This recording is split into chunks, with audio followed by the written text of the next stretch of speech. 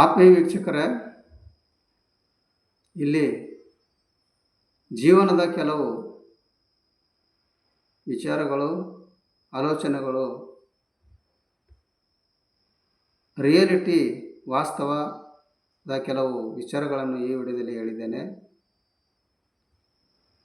ಯಾರೇ ಆಗಲಿ ಅವರ ತಪ್ಪಿಗೆ ಒಂದು ಸಲ ಹೇಳಬೇಕು, 2 ಸಲ ಹೇಳಬೇಕು. ಅರ್ಥ ಮಾಡಿಕೊಂಡಿಲ್ಲ ಅಂದರೆ ಸುಮ್ಮನೆ ಬಿಟ್ಟು ಬಿಡಬೇಕು. ಏಕೆಂದರೆ ಪದೇ ಪದೇ ಹೇಳಿದನ್ನೇ ಹೇಳುತ್ತಾ ಇದ್ದರೆ ಆ ಹೇಳೋ ಪದಕ್ಕೆ ಅರ್ಥವೇ ಇರಲ್ಲ, ಹಾಗೆ ಹೇಳೋ ವ್ಯಕ್ತಿಗೂ ಬೆಲೆ ಇರಲ್ಲ. ನಮ್ಮ ಜೀವನದಲ್ಲಿ ಜನಕ್ಕೆ ಹಣವನ್ನು ಕೊಟ್ಟು ನೋಡು, ಸಂಬಂಧಗಳು ನಿನ್ನ ಮೇಲೆ ಹೂವನ್ನು ಎರಚುತ್ತವೆ. ಮತ್ತೆ ಕೊಟ್ಟ ಹಣವನ್ನು ಮರಳಿ ಕೇಳಿ ನೋಡು, ಅದೇ ಸಂಬಂಧಗಳು ನಿನ್ನ ಮೇಲೆ ಮಣ್ಣನ್ನು ಎರಚುತ್ತವೆ. ಹೇಗಿದೆ ಪ್ರಪಂಚ? ನಮ್ಮ ಜೀವನದಲ್ಲಿ ಪ್ರತಿ ದುಃಖದ ನಂತರ ಸಂತೋಷದ ಸಮಯ ಬಂದೇ ಬರುತ್ತದೆ. ಆದರೆ ಕಾಯುವ ತಾಳ್ಮೆ ಇರಬೇಕು ಅಷ್ಟೇ. ಅಹಂ ಯಾವಾಗಲೂ ಕಾಲಿನ ಕೆಳಗಿರಬೇಕೇ ಹೊರತು ನೆತ್ತಿಯ ಮೇಲೆ ಇರಬಾರದು. ಯಾಕೆಂದರೆ ಅಹಂ ನೆತ್ತಿ ಮೇಲೆ ಇದ್ದರೆ ಅಲ್ಲಿ ಯಶಸ್ವಿನಿ ಕಿರೀಟಕ್ಕೆ ಜಾಗ ಇರುವುದಿಲ್ಲ.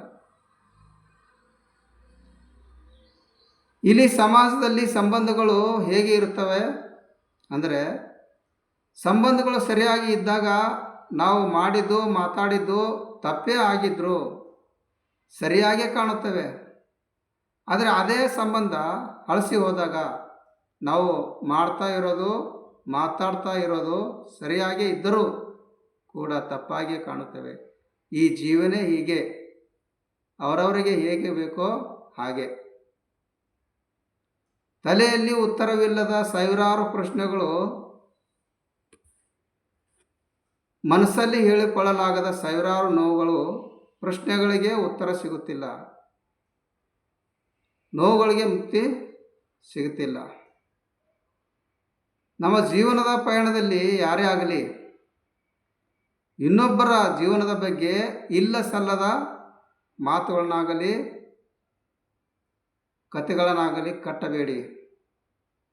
ಏಕೆಂದರೆ ಬೇರೆಯವರು ನಿಮ್ಮ ಮೇಲೆ ಕಾದಂಬರಿನೇ ಬರೀಬಹುದು.